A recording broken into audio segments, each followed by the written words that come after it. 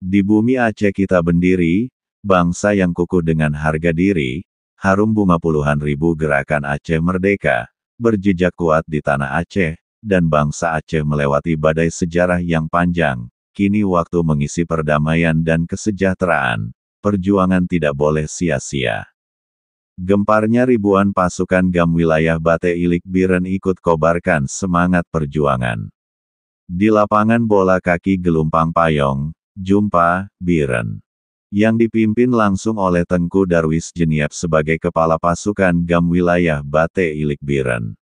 Dalam amanatnya, Tengku Darwis Jeniep mengaku bahwa sampai hari ini pasukan GAM wilayah Bate Ilik Biren masih kompak dan bersatu.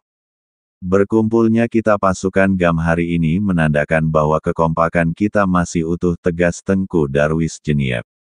Darwis Jeniep juga menyampaikan, meski hari ini pihak GAM sudah berdamai dengan pemerintah Republik Indonesia kurang dari 20 tahun, namun pemerintah RI terkesan masih ragu-ragu kepada GAM. Darwis Jeniep berharap, kepada pemerintah Republik Indonesia tidak perlu ragu lagi kepada GAM karena GAM sudah sepakat untuk berdamai.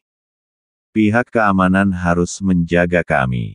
Selain bukan karena terlibat narkoba dan ganja, jangan coba-coba menangkap pasukan GAM, tanyakan terlebih dahulu apa kesalahannya, tegas Darwis Jeniep.